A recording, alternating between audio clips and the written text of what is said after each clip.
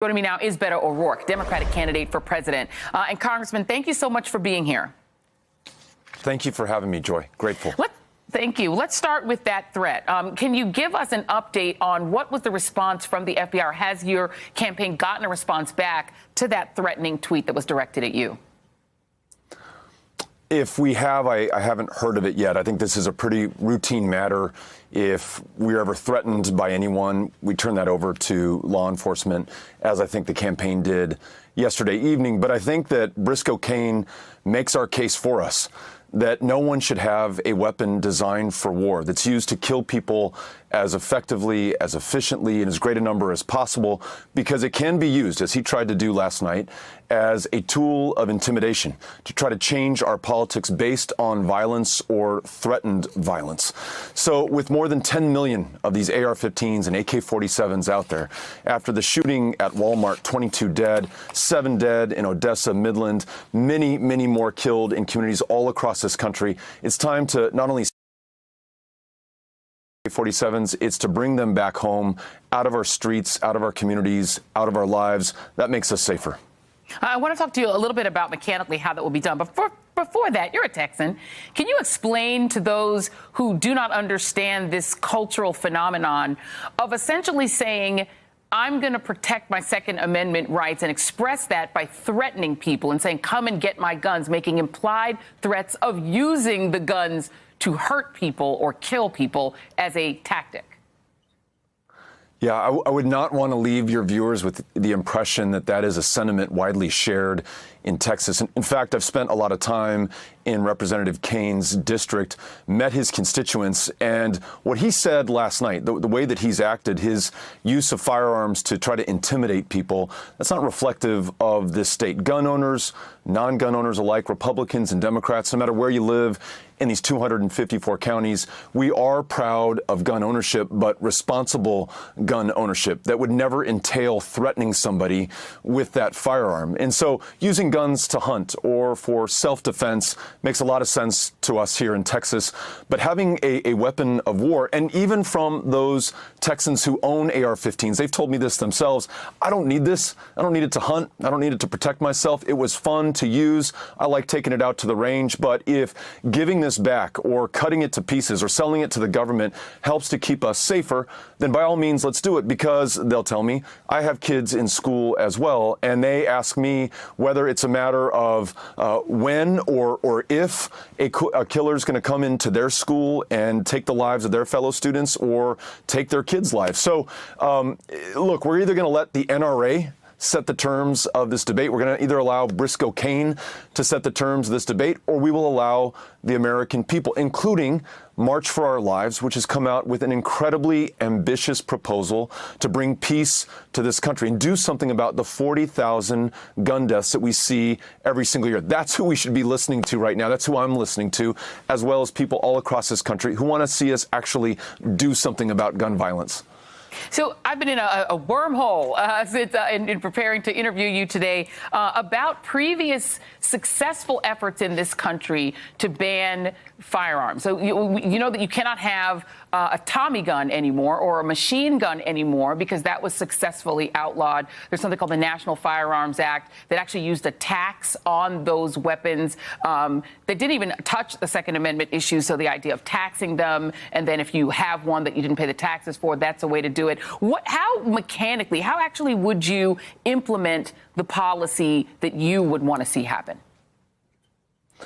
I'm proposing a mandatory buyback. So everyone who owns a weapon of war would sell that back to the government, and we would establish a fair market price to compensate those gun owners for the guns that they would be selling to the government, that would no longer be in their homes, would no longer end up in our streets.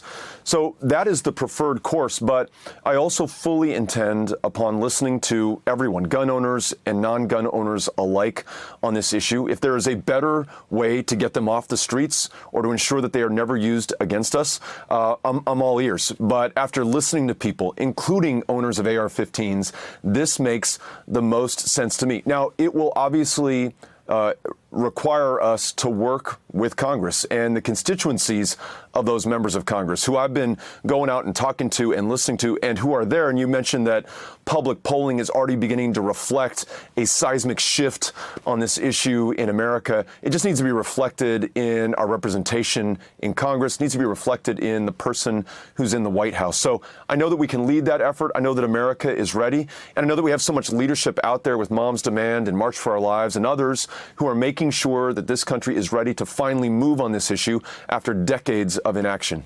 And, you made the point, I'm glad you made it, that, the Briscoe Caines of the world are a minority in the world, but they are there. There are people who will very openly say, whether on social media or not, come and get them, that attitude. So if you had, for instance, a mandatory buyback policy, how would law enforcement be protected from people who are essentially admitting that the way that they would protect their ability to own these weapons is to use them?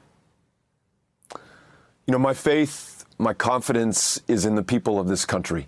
And going to a gun show in Conway, Arkansas, and listening to the owners of AR-15s and the vendors of AR-15s, many of whom, as you can imagine, did not agree with my proposal, but each of whom was willing to at least have the conversation. Some of whom said, look, you know what? I have an AR-15, don't need it, would gladly sell it back or destroy it. All of them seem like they would follow the law. We are a nation of laws. It's part of what defines us and distinguishes us from the rest of the world. So I believe that America will comply with the law, and I believe that there will be a due process in devising the law in the first place, where we listen to stakeholders, all concerned and affected, but do not allow the delays that we've seen that have lasted decades to stop us from finally acting on this. So I don't want to give in to the hype or some of the scare tactics that have been employed to stop us from even considering this in the first place. Much like we don't go door to door to enforce almost any law in the United States. In fact, I don't think we do that for any law in the United States. This would not be something that we would do. And I only raise that, Joy, because others have said, this is something that we would fear if there were a mandatory buyback program. No, we expect people to follow the law, and that's certainly what I believe will happen. And speaking of fear, I want to talk about some of the members of your own party who are uncomfortable with the fact that you really have changed the conversation on gun reform in a very blunt way. I want to play you Senator Chris Coons, who was on earlier on CNN today talking about your proposal. Take a listen.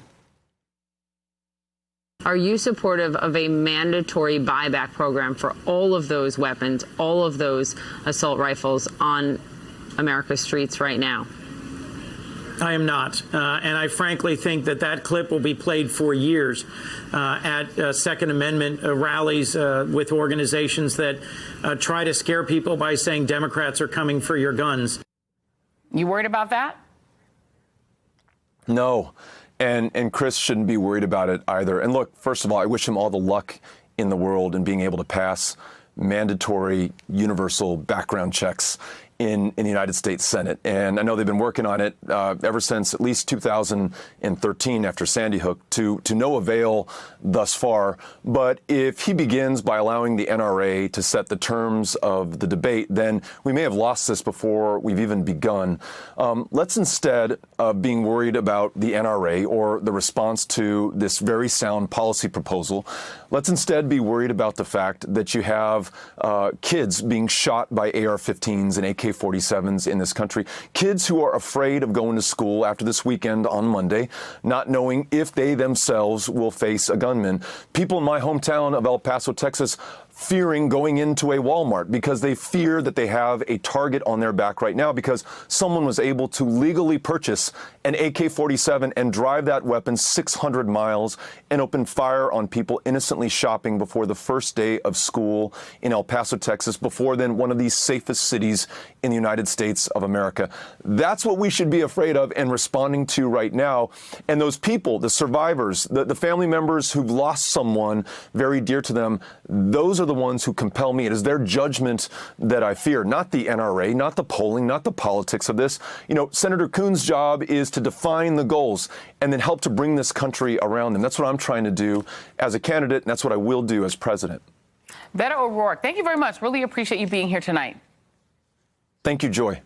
Hey there, I'm Chris Hayes from MSNBC. Thanks for watching MSNBC on YouTube. If you want to keep up to date with the videos we're putting out, you can click subscribe just below me or click over on this list to see lots of other great videos.